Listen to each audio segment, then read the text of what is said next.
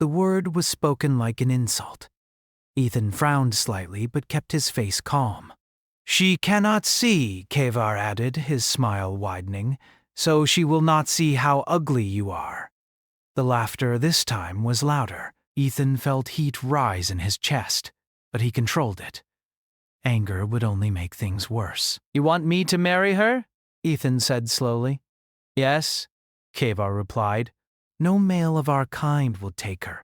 She is defective, but you humans are already seen as lesser. This arrangement benefits us both. You gain protection. She gains a husband. And if I refuse? Ethan asked. Kevar's glowing eyes hardened. Then your stay on Kareth. 9 becomes very uncomfortable. The meaning was clear. Ethan looked out across the platform, at the alien city in the distance, tall towers glowing softly, beautiful and cold. He thought of Earth, of blue skies and oceans, of a home he might never see again.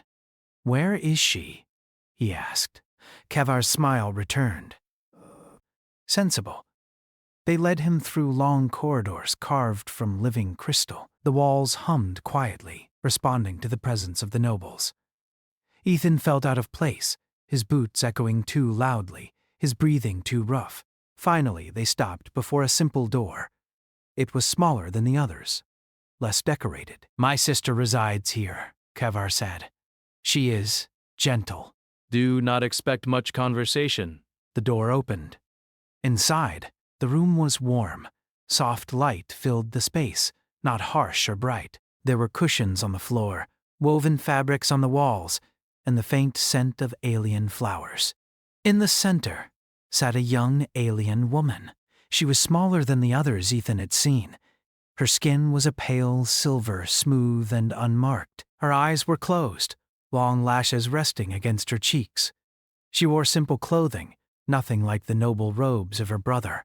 She turned her head as Ethan entered. Brother? She asked softly. Yes, Lyrian, Kevar replied. I have brought your future husband. Ethan's heart tightened at the words. Lyrian tilted her head slightly, listening. Then she smiled. Welcome, she said, her voice calm and warm. I hear unfamiliar steps. You must be human. Ethan was surprised. Yes, he said. My name is Ethan. It is nice to meet you, Ethan, Lyrian said. She reached out carefully, her hand open, feeling the air. Without thinking, Ethan stepped closer and gently took her hand. Her fingers were cool, but her grip was steady. You have strong hands, she said, but not cruel ones. Ethan swallowed. I try not to be. Kevar cleared his throat. The agreement is simple. You will marry her under Dominion law. In return, you will be granted residence and protection. Lyrian's smile faded slightly. Marriage? She asked. Brother, you did not tell me. It is settled, Kevar interrupted. This human is suitable. Ethan felt a sharp discomfort. He looked at Lyrian. If you don't want this, he said quietly. I won't. I want to know, Lyrian said gently, turning her face toward his voice. Why did you agree? Ethan hesitated. He could not lie to her. Because refusing would put us both in danger, he said. And because... No one deserves to be treated like a burden. Lyrian was silent for a moment. Then she smiled again, softer this time. Then I accept, she said. Not because I must, but because you spoke to me, not about me. Lord Kevar looked displeased, but he nodded. The ceremony will be tomorrow. The next day, the marriage was performed in a public hall. Alien nobles gathered, whispering and watching with open amusement. The human soldier stood beside the blind alien girl, a pairing no one respected. Ethan wore his old uniform, cleaned but faded. Lyrian wore a simple ceremonial wrap. She held his arm, trusting his guidance. When the officiant asked for consent, Ethan answered clearly, I do. When Lyrian spoke, her voice carried across the hall. I choose him. The whispers grew louder. After the ceremony, they were given a small residence on the edge of the city. It was modest, far from the noble districts. To the aliens, it was fitting. To Ethan, it was enough. That night, Lyrian sat near the window, listening to the city sounds. "They laugh at you," she said quietly. "Yes," Ethan replied. "Does it hurt?" He thought for a moment. "Less than it used to." She nodded. "I cannot see your face, but I can feel your presence. You are steady. That is rare here." Ethan looked at her, really looked at her. She had been called defective, unwanted, invisible, and yet she carried herself with quiet dignity. "You deserve better than this," he said. Lyrian turned toward him and smiled. "Maybe. But for the first time, I do not feel alone." Outside, the alien city glowed cold and bright, unaware that something small but powerful had just begun. The marriage meant to humiliate a human had instead planted a seed, and seeds, Ethan knew, could break stone. Morning on Kareth, 9 arrived without a sunrise.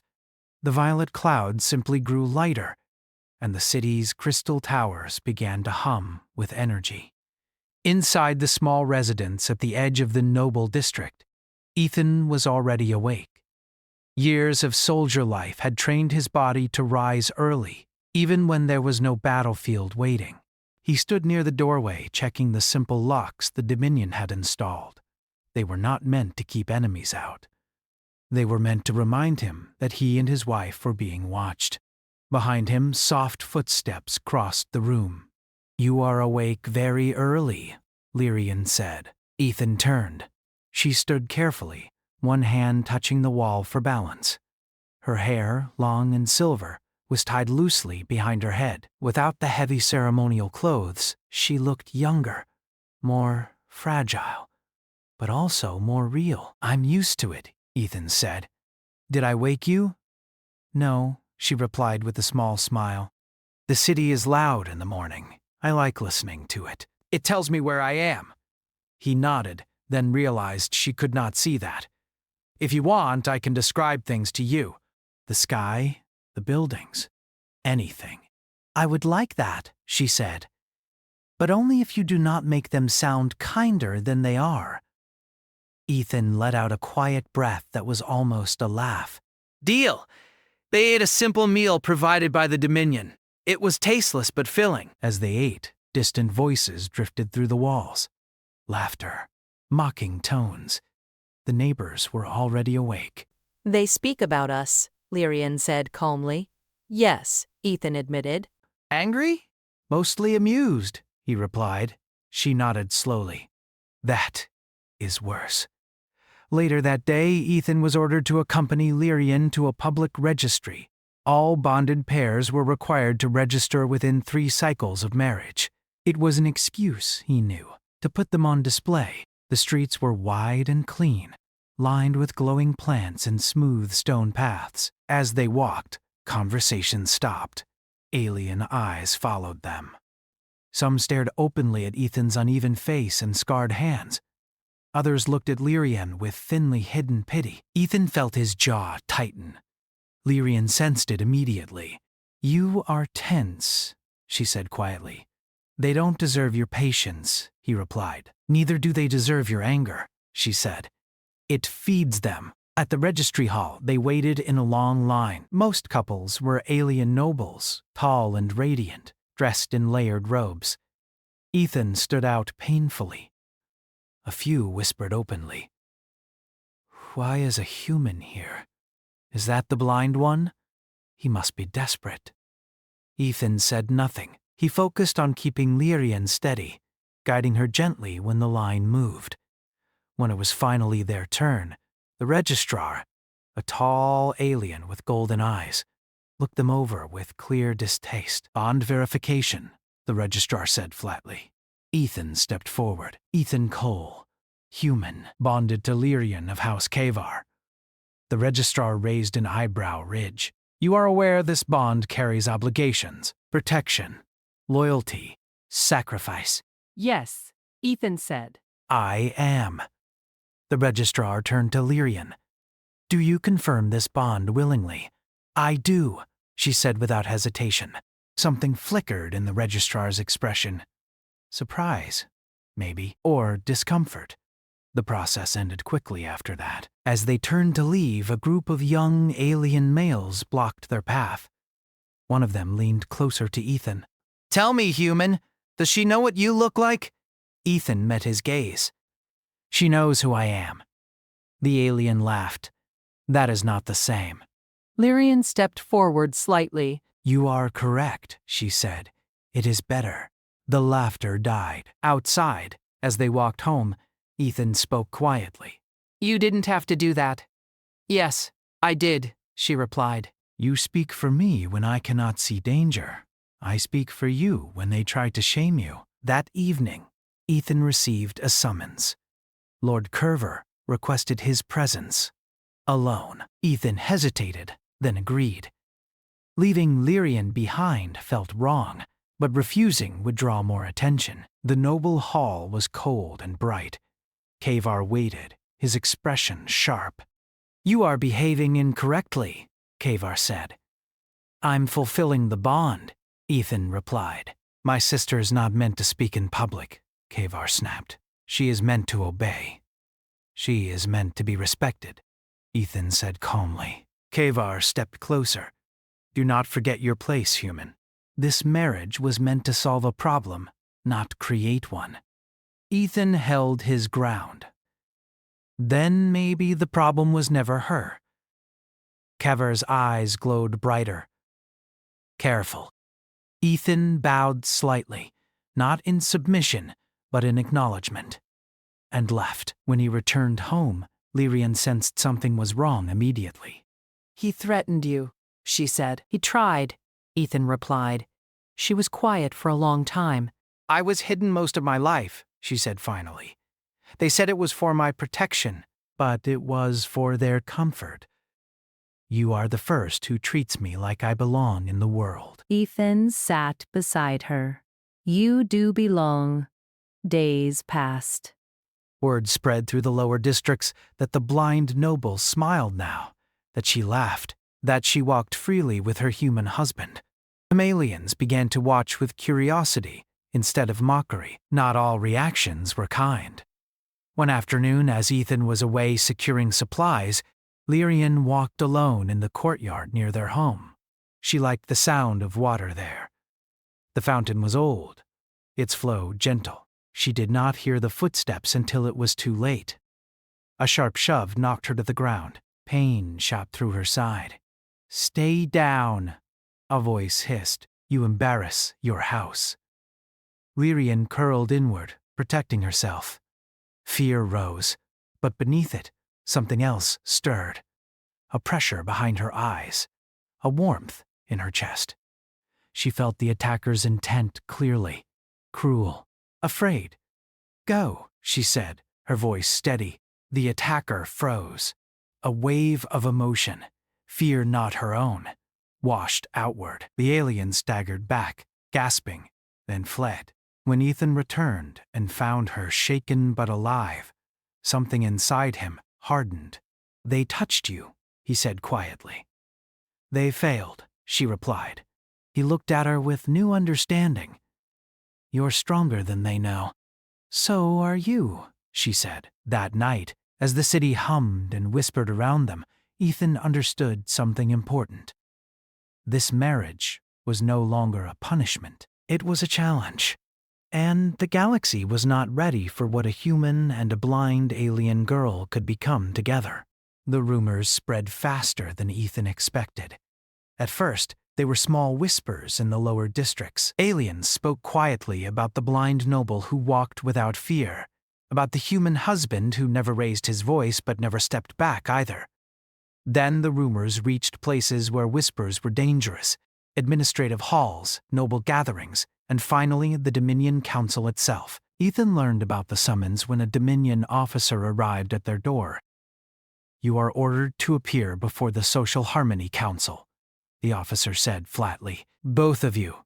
Lyrian lifted her head at the sound of the officer's voice. Why? She asked calmly. Concerns about improper influence. the officer replied, and possible emotional manipulation of a noble citizen. Ethan felt anger rise, sharp and hot. He forced it down. "We'll come," he said. The council chamber was vast and cold. Rows of elevated seats formed a wide circle, each occupied by high-ranking aliens whose bodies glowed faintly with authority implants. At the center of the chamber was an empty floor. No chairs, no comfort. That space was for those being judged. Ethan guided Lyrian carefully into the center. The sound of their footsteps echoed too loudly. Lord Cover was already there, standing among the council members. He did not look at his sister. The lead counselor spoke, voice amplified and emotionless.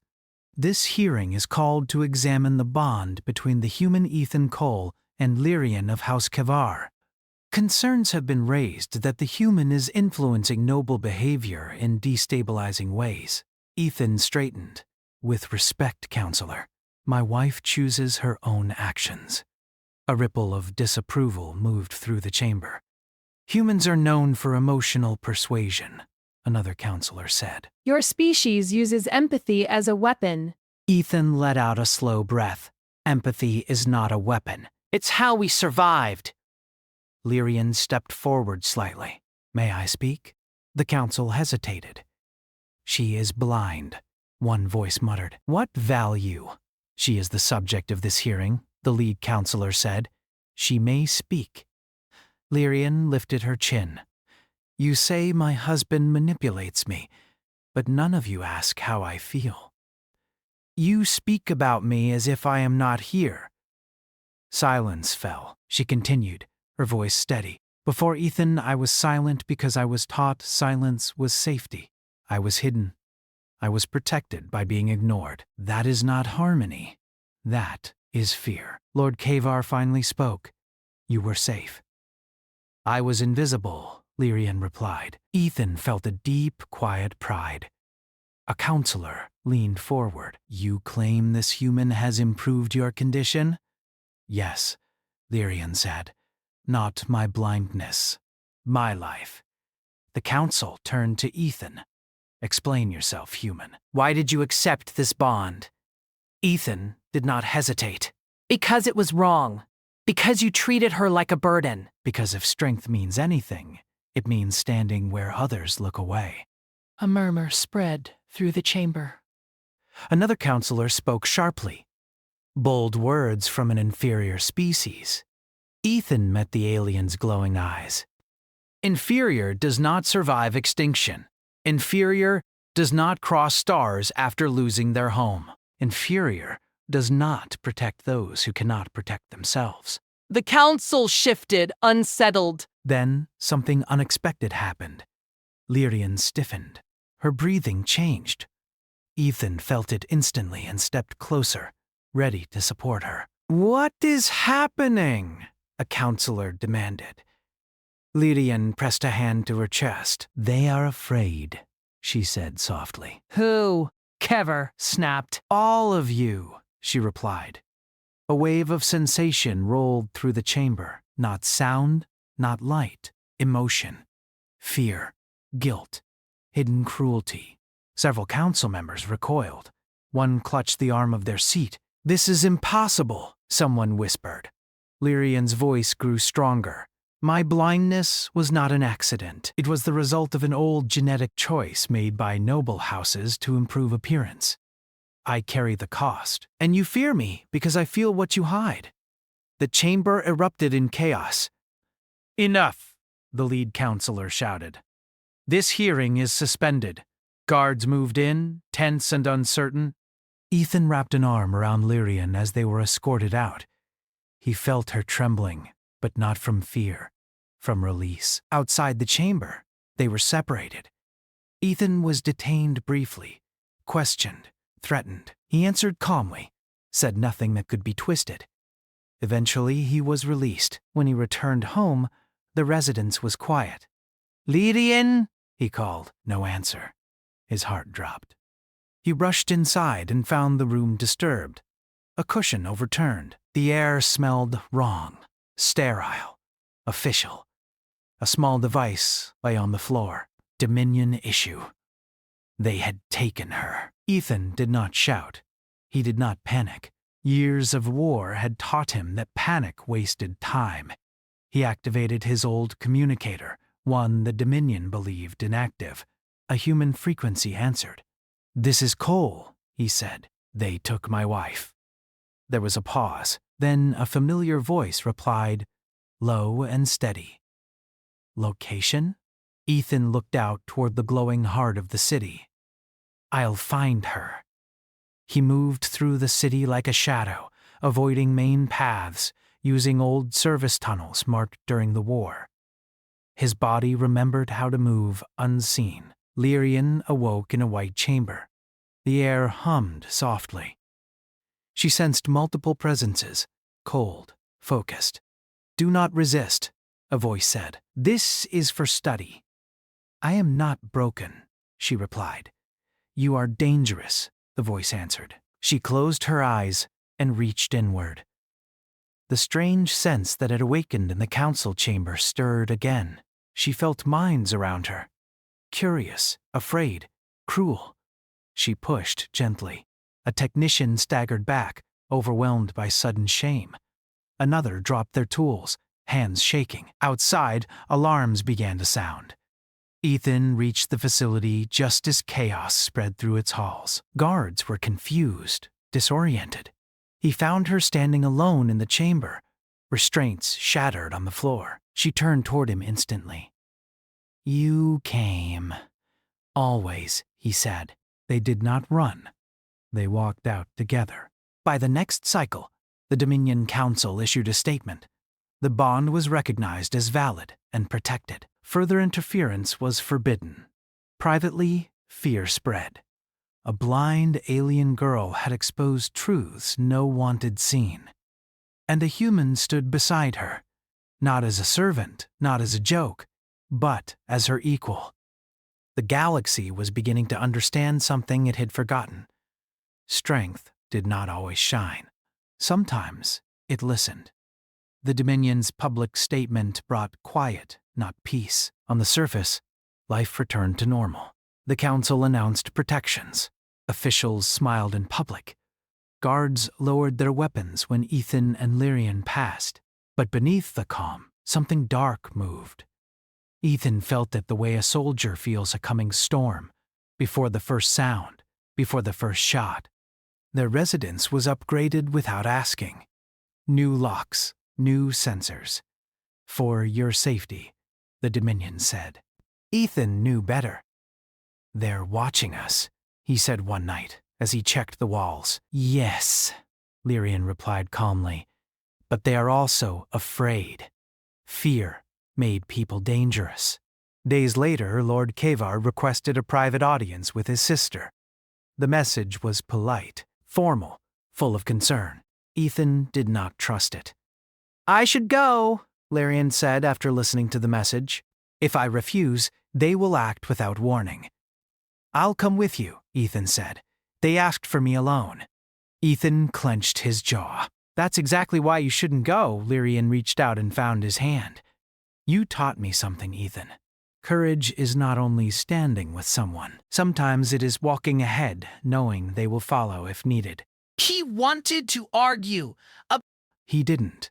"I'll be close," he said. Too close for them to like.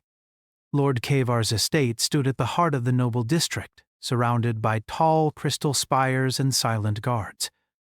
Lyrian walked beside her brother through wide halls she had not seen since childhood.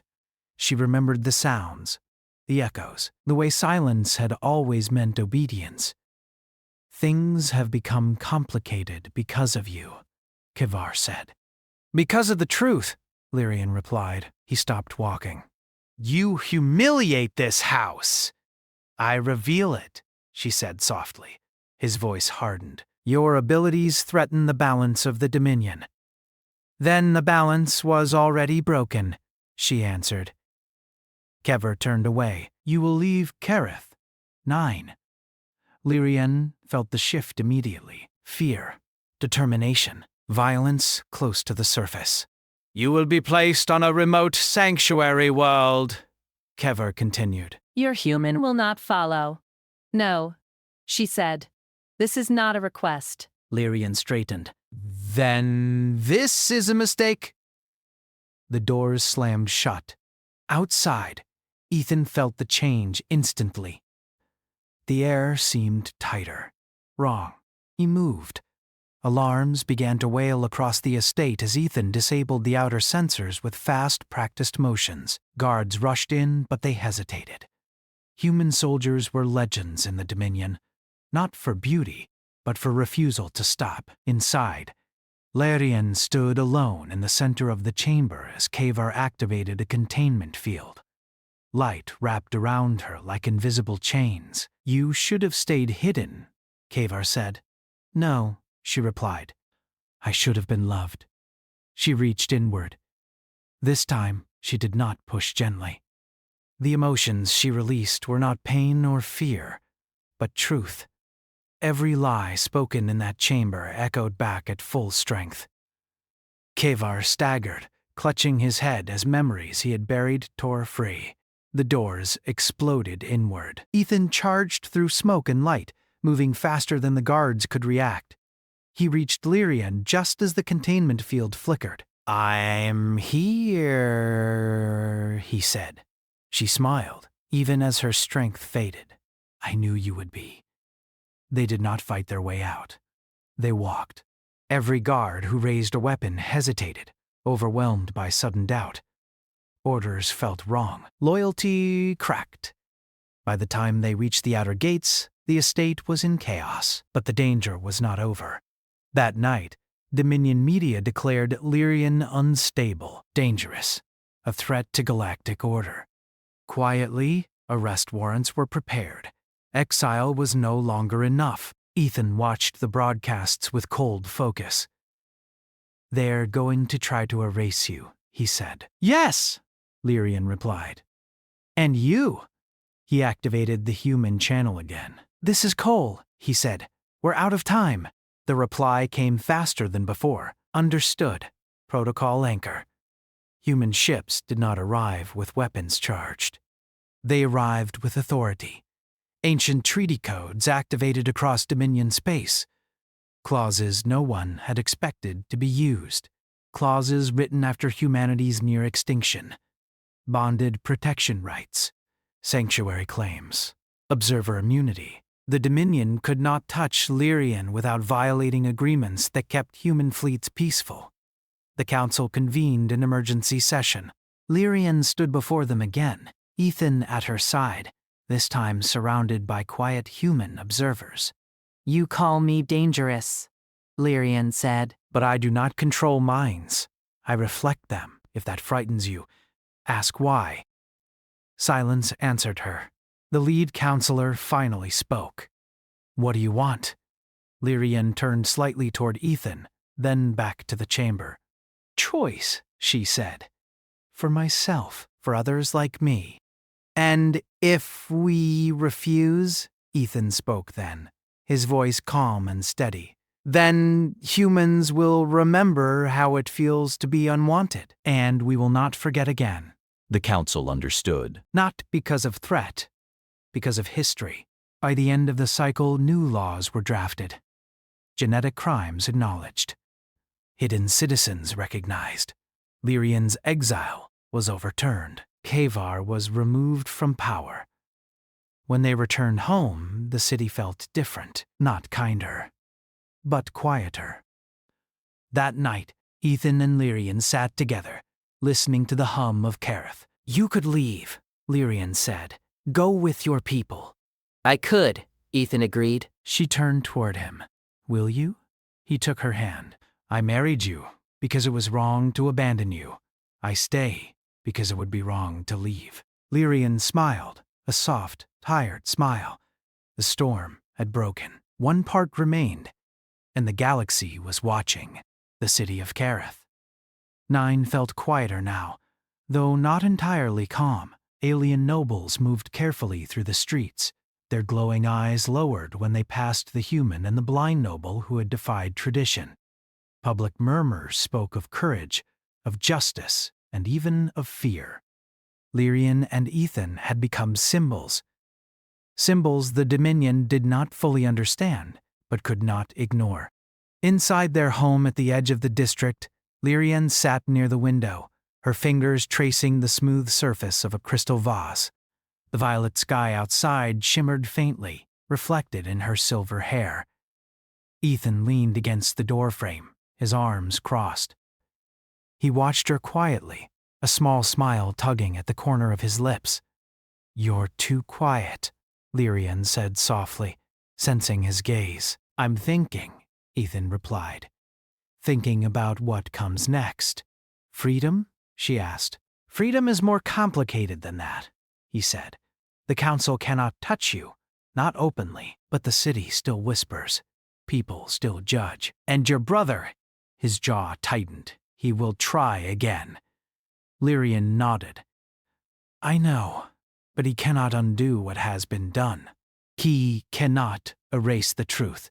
She paused. "And neither can you." Ethan stepped closer. "You mean that I—" "Yes," Lyrian interrupted gently.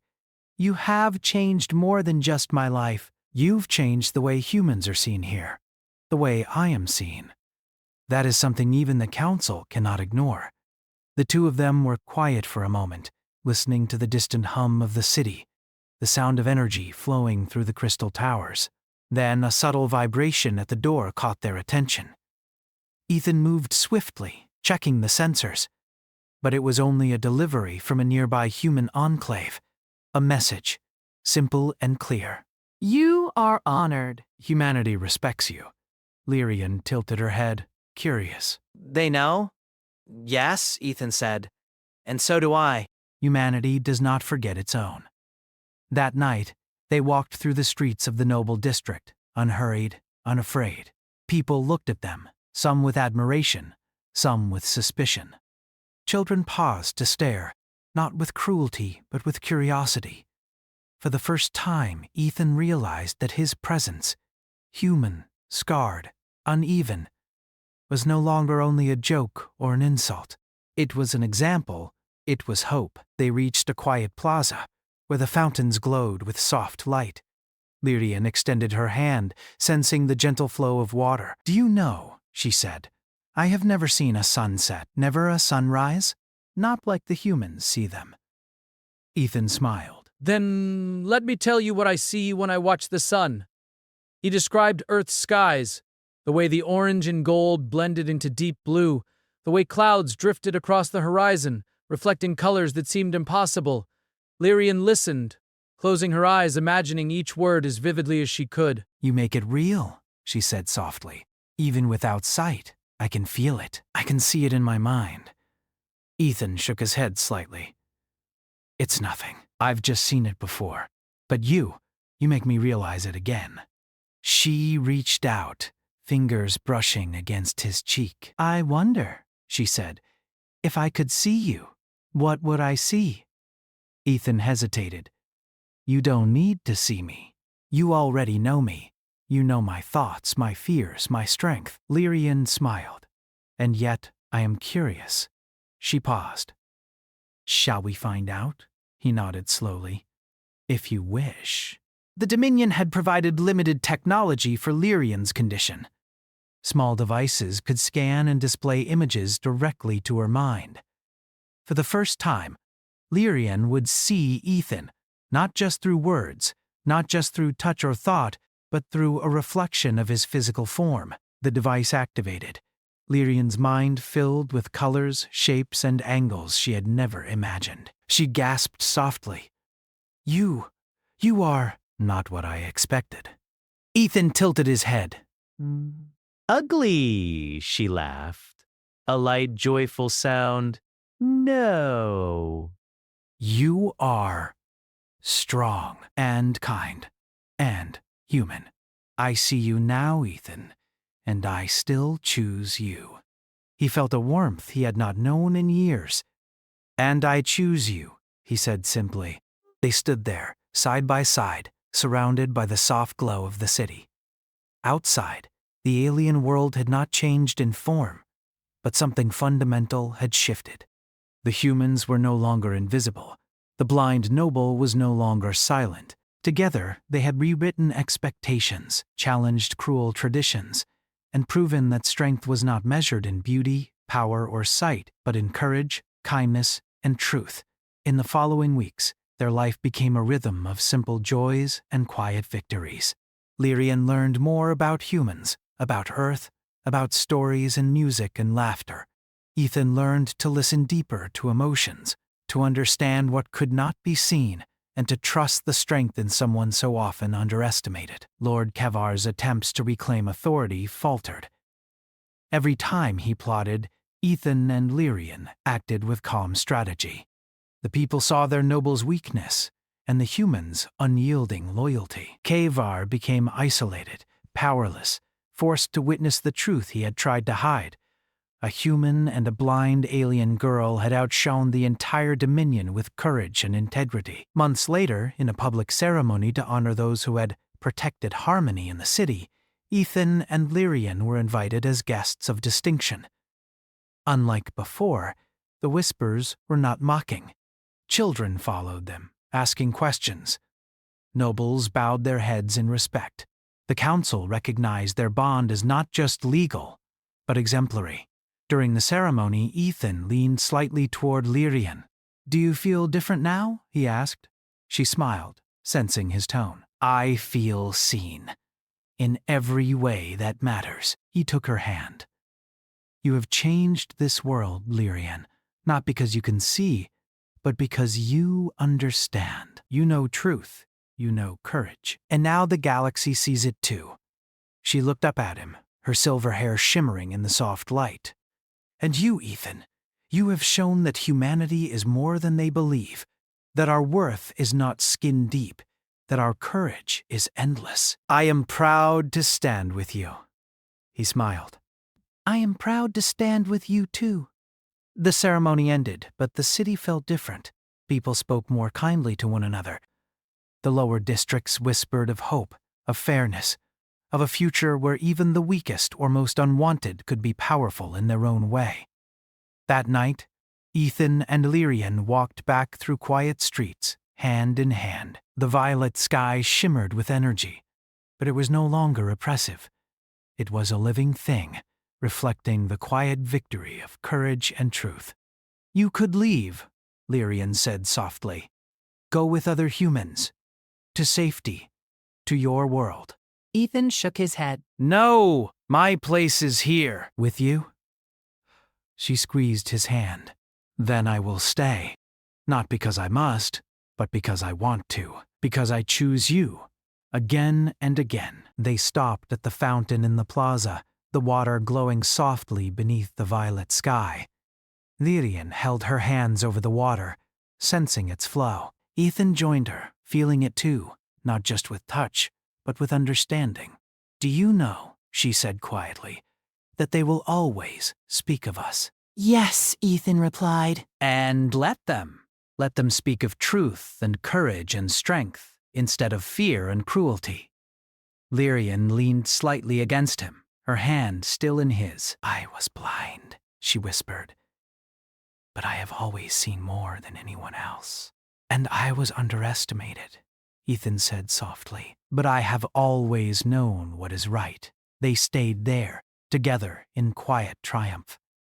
Outside, the city of Kareth 9 glimmered like a living jewel. The stars beyond the violet sky shone brightly, as if acknowledging their victory, not a victory of war or weapons or power, but a victory of trust, of courage, and of love that defied expectations. Lyrian turned to Ethan one last time that night. "I see you now, fully. And I still choose you." Ethan pulled her close. "And I will always choose you." For the first time in her life, she felt truly free. For the first time in his life, he felt completely at home. Together, they had rewritten their fates, changed a world, and reminded the galaxy what humanity and heart could do. And in that moment, neither blindness nor ugliness mattered. Only strength, courage, and the choice to stand together did. The city slept quietly beneath the violet sky, but a new light had begun to shine. not from towers or technology, but from the bond of a human and a blind alien girl. The bond that no one could ignore, and no one could undo. And the galaxy, slowly, would never see humans in the same way again. Ethan stood alone on the landing platform, the cold wind of the alien world cutting through his worn military jacket. Above him, the sky of Kareth 9 glowed with strange violet clouds, slowly moving like living things. The war was over, but peace did not feel like peace. Humans had survived, yes, but only barely. Now they were guests, or maybe prisoners, on worlds that looked down on them. To the aliens of the Kareth Dominion, humans were ugly creatures. Their skin was too soft, their faces were uneven. Their eyes were too small. Humans did not shine, did not glow, did not have elegant limbs or patterned skin like the dominant species of the galaxy. Humans were tolerated only because they were stubborn survivors. Ethan had been a soldier since he was 18. He had fought, bled, and watched friends die on planets far worse than this one. Now he was 30, tired in a way that sleep could not fix. He had scars on his arms and a deep one across his back. To the aliens, those scars were proof of ugliness. To Ethan, they were proof that he was still alive. A group of tall aliens approached him. They moved with slow confidence, their long robes brushing the ground. At their center walked Lord Kavar, a noble of high rank. His skin shimmered like polished stone, and his eyes glowed faintly blue. He looked at Ethan the way one might look at a broken tool. "So," Lord Kavar said in clear galactic common, his voice smooth but cold, "you are the human soldier who refused reassignment." Ethan stood straight. "I was ordered to remain until the treaty zone was secured." Lord Kavar gave a thin smile. "Of course you were." The other aliens chuckled softly. Lord Kavar stepped closer. "I have an offer for you, human. One that may improve your position here." Ethan said nothing. He had learned that silence often revealed more than words. "My sister needs a husband," Lord Kavar continued. "She is blind."